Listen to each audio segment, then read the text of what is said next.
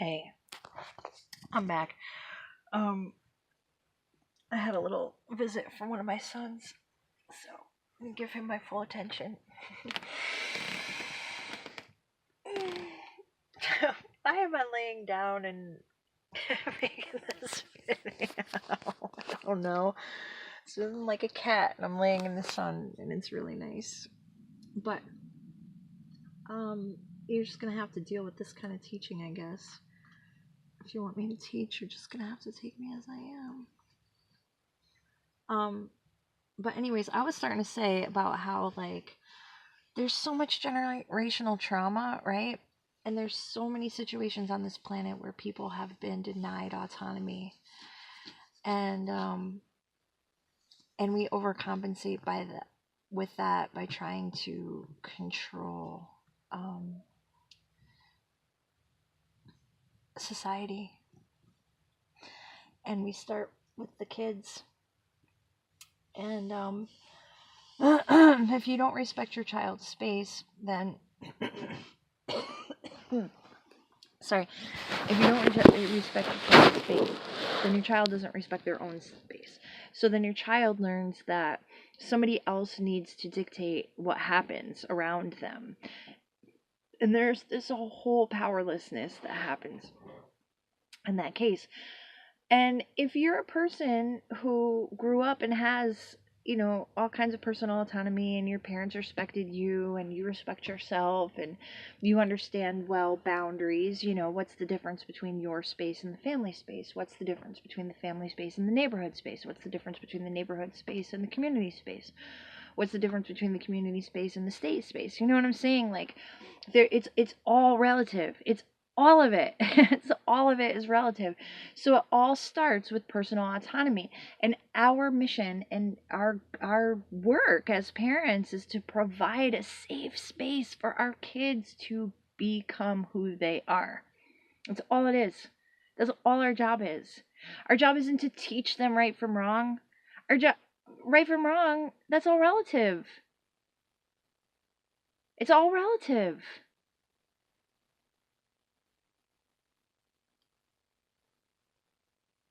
You don't have to teach a kid not to fucking hurt somebody. You don't have to teach a kid not to punch somebody. You don't have to teach a kid not to act out. You have to allow your children to experience and feel all of their emotions in a safe and controlled environment. So a lot of the problem is that a lot of us don't know how to do this because we didn't have this. A lot of us didn't even have parents, I had two parents living in the home, and for whatever that was worth, I learned lessons in a way that I needed to learn them in order for me to be able to do what I'm doing right now, which is respect my children. So, there's this whole balance, right? But I think if we start acting right from the get-go, you know what I mean? Like, don't whack your kid. Don't fucking whack your kid. Don't touch that. Whack them. Don't do that. Where do you think that instinct comes from? And there's an instinct to it, and then there's also a self-control thing. And if you can't control yourself, how the fuck do you expect your kids to control themselves? If you're a raging lunatic when you get frustrated, you gotta expect your kids are gonna have some kind of fucking emotional baggage from that. And they may end up modeling that as they get older. So it's imperative, okay? This is not like, oh, I want to have a baby. I want to be a mom. I want to dress my little baby up in all these cute little clothes and she's going to be perfect. And I'm going to do this and I'm going to do that. And they're going to want to do this with me and all these perfect things. It's not how it fucking works unless you are like so controlling. I mean, I shouldn't say that's not how it works because it can work like that. It can. If you're in the flow, if you're really in the flow, it can work like that. But if you're trying to force the fucking river, if you're trying to create the flow, you're going to have a hard time. And this is part of, I think, part of one of my special skill sets and why I'm very glad I'm a Gemini. Gemini Sun and Gemini Mercury. I've got Mercury trine Uranus in the 9th house. I've got Mercury in the 6th house trine Uranus in the 9th house. So the way I think about understanding and learning these like really important fundamental issues of space, privacy, freedom, liberty, autonomy, self control, self respect, self love. That's what it all comes down to. So when you're trying to control your kid, it's not really loving them. It's not really loving them. And I really so wish that I knew when my kids were younger, what I know now. We all have to go through things that we have to go through, you know? But when my oldest was younger, I smacked him. I smacked him. I didn't beat him like I got beat, but I smacked him. I was loud. I was scary. I still fucking yell. I still fucking yell. But, um, you know, it is what it is. And so, like, let me talk to you about, let's go back and talk a little bit about the space issues, right? And cleaning rooms, and you know, keeping your room clean. Look, start early. Start early. Like, early. Do not allow your child to have things that you don't want them to have in their room. You control the flow of what comes into the house. You control that flow, okay? Set up boundaries from the get-go in your own mind, what's acceptable and what's not. My son and I were joking around. We lived in a tiny, tiny, tiny, tiny cabin when he was a baby. We lived there for 7 years, and then we ended up moving back years later for a little bit, but it didn't work out. But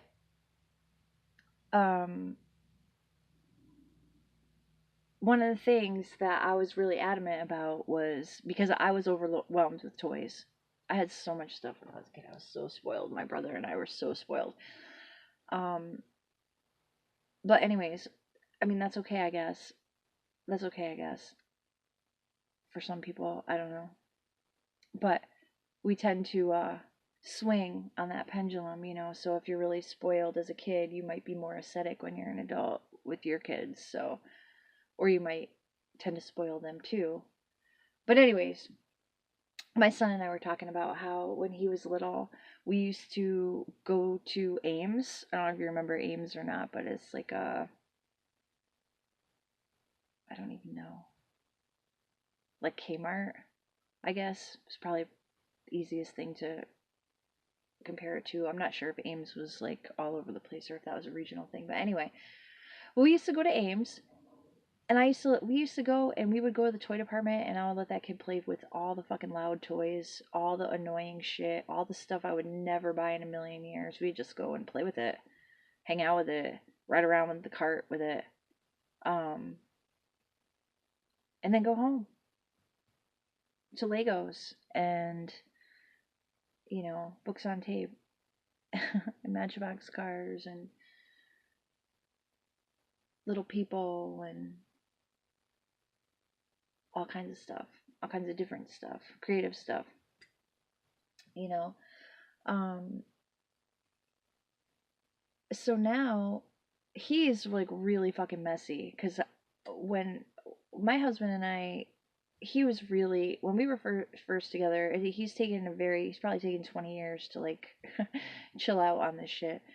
But he used to be really like adamant about the house being kept a certain way, especially when we moved into the house from the cabin.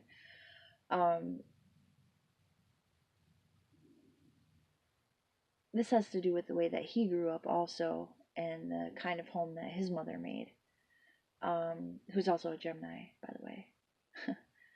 uh, but anyway, he used to put a lot of pressure on us to keep the house clean. And okay, so messy rooms bothered him a lot because he's very much a neat person. Doesn't like clutter, except when he does. But anyways, we all have our things. Oh, he's a good man. But So this son of mine, though, is really messy. Oh my god, it gave us so much. We had so, even though he didn't have as much stuff, he became a bit of a hoarder, I think, to counteract, you know. So he's a collector, he's a hoarder, and he has a very, very messy room. But the kid is fucking driven. He knows what he wants to do. He's really good at doing it. He's very conscientious about doing it. He, you know, so what am I gonna do? I mean, he's gonna be 22 years old. Did I say he was gonna be 23? Because he's gonna be 22. Anyway, I've been with my husband for 23 years. Uh, but I walk in his room and it fucking makes me want to puke. Honestly, because it's so messy. But he's not like that when he's someplace else. It's just that's his response, overcompensation, um, I guess, in a way. So him not having a lot of space when he was younger, and you know, and us needing to be like in control of that space made it so that he is very messy in his space because that's his expression of it, right? I think it makes sense. Now, if I hadn't been so hung up on the state of his room, that might not have been a coping mechanism that he came up with, to be messy like that. He may have been more self organized. And I'll get to this point and how I've come to this conclusion. Because this boy, man, has he's 29 degrees and 59 minutes Leo rising. um, so my second son is also another one of these kids that very fucking messy. Oh my god, I can't even walk in his room. I cannot even walk in his room. I can't. So my concern, okay, now this kid, he's he's a sophomore in high school. He's student body president. He's in drama. He's got all these like honors and advanced placement classes. He's a musician. He's an athlete. He's in all these clubs. He's super smart. He's got good friends. His social life is lit. He's got it going on. So who the fuck am I to be like, clean your room? No, he doesn't need that from me. He's got it going on. He's got it going on. He'll get to a point. So now, all I care about is towels and dishes. You got dishes in your room? Get them out here, buddy. You got towels in your room? Come on, I need them. He does his laundry. I don't do his laundry. No, I don't do my kids' laundry anymore. I mean, I will if it's there and I need something to do. I'll do laundry. But I don't need to harass this kid. I don't need to harass this kid at all. He knows exactly what he's doing. And actually, the more I harass this kid about anything, or even, it's been interesting. We'll talk about homeschooling and unschooling at some point too, because he really has. He's in school. He's in high school, like I said. But shit. If he wants to have fucking calf deep layer of clothes, on his floor and stacks of books and musical instruments everywhere. And yet he's still focused in maintaining his thing, what he's got going on. I'd be an asshole to fuck with that. I would be a real asshole to fuck with that. So, and then, 4 years later, here comes my third child. And by this time, I had Isaiah. It's going to be 13. I think I had him when I was 30. Oh my God, how old was I? 13 years ago? I can't even do math right now. In '06, I was 32. Oh my God. Don't mind me. I'm okay. And my coffee is cold though. But it's big serpentine with a magnetite band in here. Um, so this kid is also, and the middle son is a Gemini. I mean, he's a Taurus, but he's got Cap rising and he's got a stellium in Gemini. I don't need to. I don't need to get involved in his organizational stuff. He's got it. He'll figure it out. Um, and then with my youngest son, he's a Gemini, and he's also a Leo rising. He's got 28 degrees. I can't remember what his minutes are, but it's 28 degrees. So my oldest and my youngest are very close in that way. And then he's got the Leo moon too, like me. Now this kid, I didn't yell as much when he was a kid. I mean, I still yell. Not as much as I used to. And definitely not that much at all. I don't really have a reason to anymore. Unless I get pissed off about something, which doesn't really actually happen that much anymore either. And it's usually me getting mad at myself. I don't really yell at. I try not to yell at my kids anymore. You learn these lessons the older you get. But anyway, so he is very neat. He's very neat. He's got stuff in. My stuff is in order. He knows where everything is. He knows where other people's stuff is. He keeps his clothes nice. He has a laundry basket slash pile. You know, he's homeschooling, and I basically don't even have to do anything with this one. He knows exactly what he has to do, and he does it.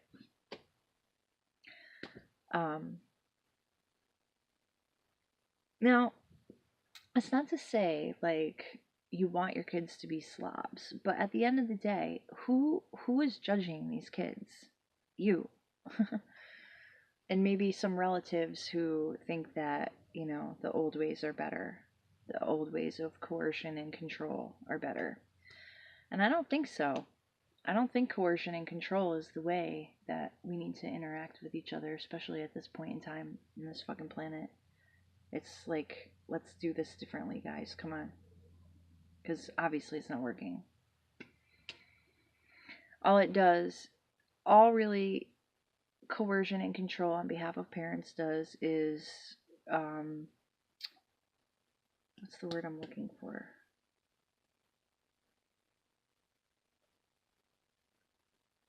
I don't know, but it makes people dependent. It makes people dependent and have this mindset like they can't be autonomous because they really need other people to direct them and show them what's right and wrong, and you know what I mean. So my parenting style is much more responsive and adaptable and relatable to the moment of what's going on, you know. And and one of the biggest things also is just having patience and allowing your children to be emotional